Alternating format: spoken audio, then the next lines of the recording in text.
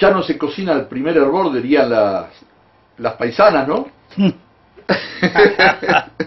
Pues el doctor Alfredo Chara recién me decía, y ojo que estoy pisando los 90. Sí, no parece, ¿no? A nosotros, por lo menos a mí no me parece, Alfredo. Llegué un pibe a Jacobacci, un pibe más o menos. ¿En qué año? En el año 57. 57, un año después prácticamente que estaba él, que había venido. Claro, y yo llegué a Jacobacci por pedido de... Eso iba, porque usted me contó hace un rato la anécdota que él lo llamó. Sí. Que Capelari lo llamó. Ya puedo... Sí, claro, estamos hablando. Escúcheme. Yo de Rosario, por diversos motivos, busqué la Patagonia, porque me gustaba la Patagonia. Y tenía un gran amigo en Esquel, me dice, ¿por qué no venís a Esquel? Que hacen falta médicos.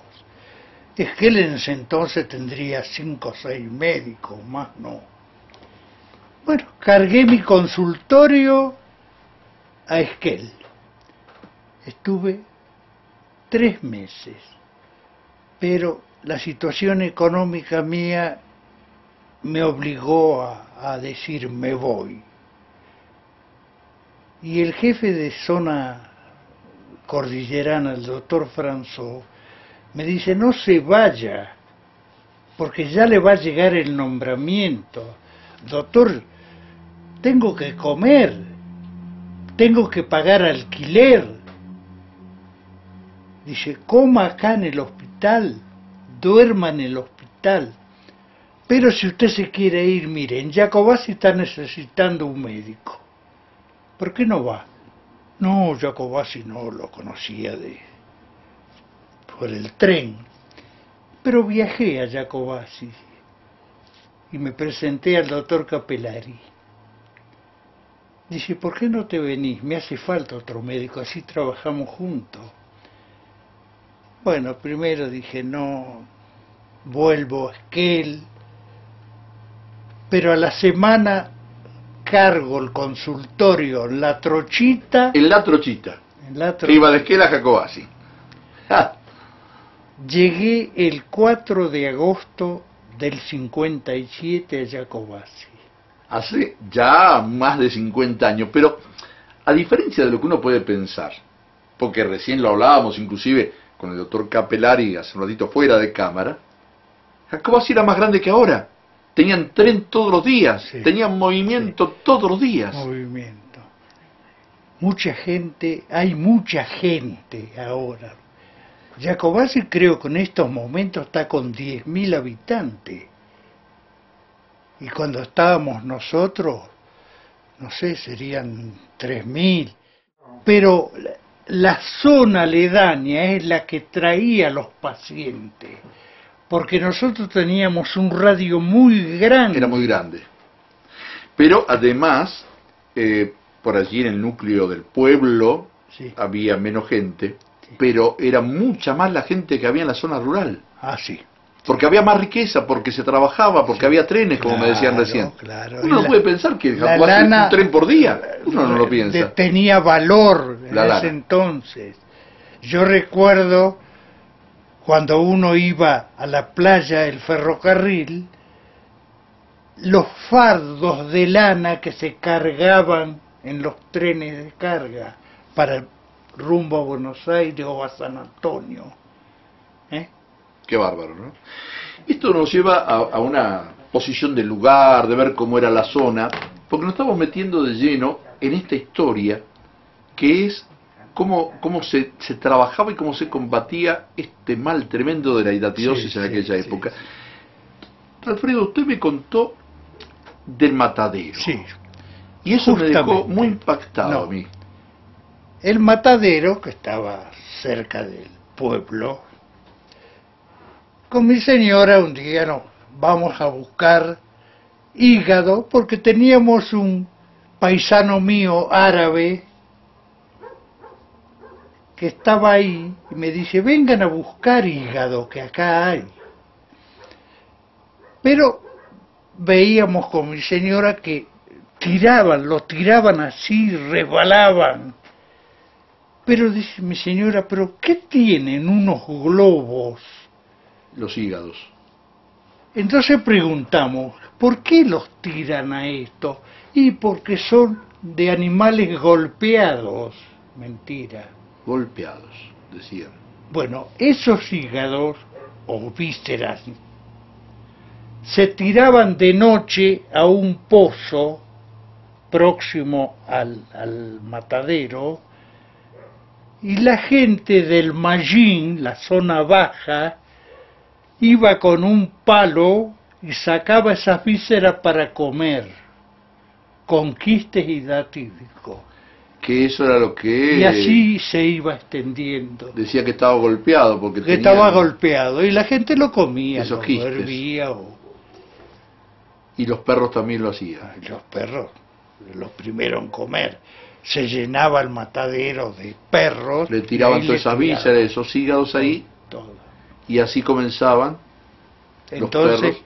yo como hacía la salud rural, el doctor Capellari me mandaba miércoles y sábado a los distintos parajes entre las mesetas patagónicas. ¿En qué iba? Nos llevaban en un jeep. En un jeep. Iba con la odontóloga. Lástima que la tuviéramos también a ella acá. Y visitaba los distintos parajes.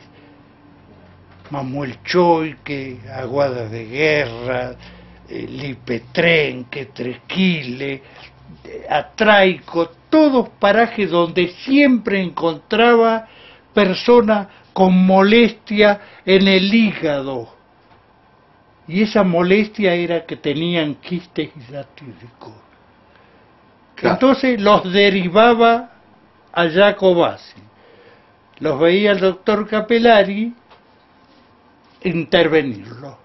Pues no había otra solución. No había otra. Perfecto, lo intervenía.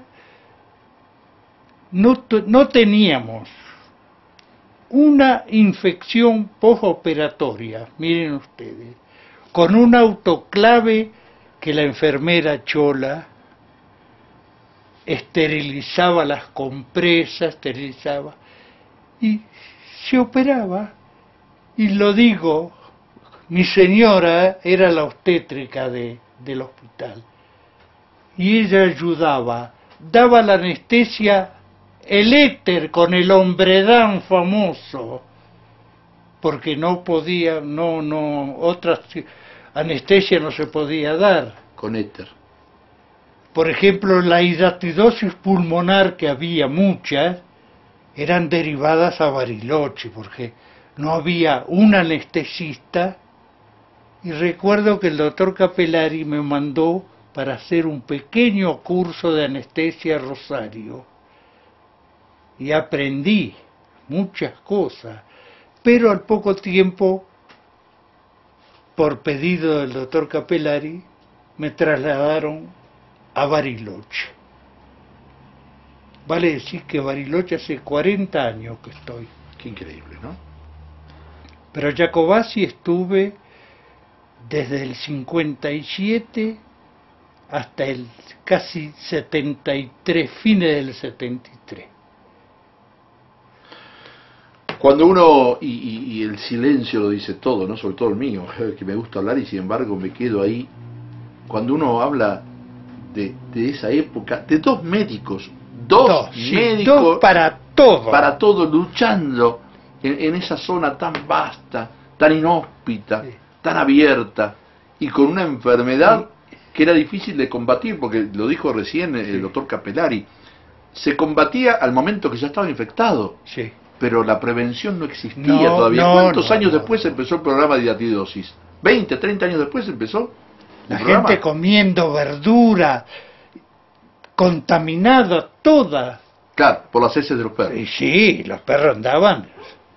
Cuando usted se vino de Jacobasi a Bariloche, todavía no había empezado ese programa de prevención de hidatidosis. No, empezó luego. Empezó después, por eso digo, 20, no sé cuántos años después empezó el programa. Y uno se pone a pensar... Y se operaba.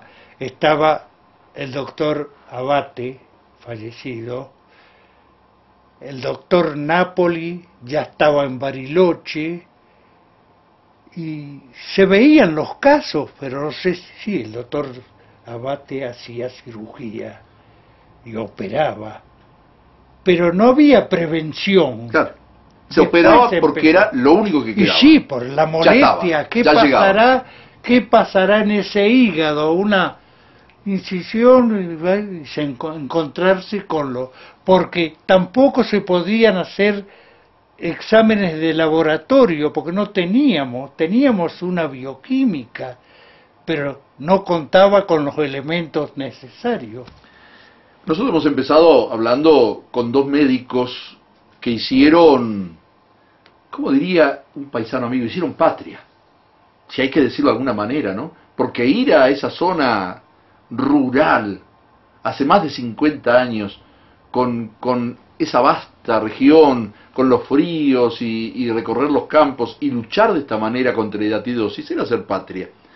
En un próximo programa ustedes van a escuchar cuando nosotros hablemos, por ejemplo, con el doctor Salviti y vayamos a la post-historia de esto, cuando ya comienzan los programas y cómo se llega a hacer un extenso control de la hidatidosis. Pero en este momento, estamos acá con el doctor Alfredo Chara, estamos hablando de que no se podía controlar. No. Llegaban los pacientes ya infectados y a operarlos. Sí, molestia, me duele acá, y ese dolor era... Recuerdo bien la aspiración de las vesículas que le hacía el doctor Capellari, cómo salían esas vesículas. Iban a un frasco, de hecho, no teníamos para eliminar eso, se quemaban en el patio. Porque no había otra forma, había que quemarlos. No si no era seguir desarrollando la hidatidosis, sí. Si uno lo tiraba, había que quemar. Pero eso del matadero es una cosa que es anecdótico, porque ¿cómo es posible que se tire a un pozo y de noche la gente humilde, con un palo, sacaba esas vísceras y las comía? La necesidad, como dice la vieja frase, con cara de hereje, ¿no? Y hablando de todo esto, del matadero sería digno de un nuevo libro de Echeverría, ¿no? Hablando de matadero, porque estas historias nos revelan, nos llevan a una pintura de época en la cual luchar contra esto era casi el libro de Quijote, ir contra el molino de viento, ¿no? Era tremendo, era luchar contra algo que primero se desconocía por la falta o por la ignorancia. Y segundo, ¿cómo prevenirlo? ¿Cómo ir al campo? No existían las visitadoras, no existían... No, agentes sanitarios empezaron luego. Enfermeras, no diplomadas, pero expertas. Sí, pero para estar en el hospital. Pero para estar en no el para hospital. mandarlas. No. Recién cuando empiezan los agentes sanitarios, después comienzan un poco a recorrer. Y la salud rural que se hacía semanalmente traía casos dudosos que eran hidatidosis. Gente con molestia, ay doctor me duele acá, doctor tengo mucha tos, tengo esto. Una pequeña placa y había que derivarlo, sobre todo la cirugía grande. Hidatidosis pulmonar. Hasta hemos tenido un caso de hidatidosis en una mujer en un ovario. Eso para mí es desconocido, doctor. Para mí, por mi ignorancia, por supuesto que no llego a esos niveles. Que hubiera hidatidosis de un ovario, para mí es desconocido. Yo pensé que, hígado, vísceras o pulmones, pero increíble, ¿no? Si usted me permite, vamos a hacer una pausa muy breve mientras seguimos tomando el cafecito, se nos enfría. Pero ya está frío. Sí, y lo vamos a invitar a que se siente con nosotros, al doctor Capellari de nuevo, así entre los tres vamos desgranando esta historia tan rica que significa ser médico en la Patagonia, en nuestra zona sur, hace más de 50 años, cuando la hidatidosis hacía estragos y no había prevención.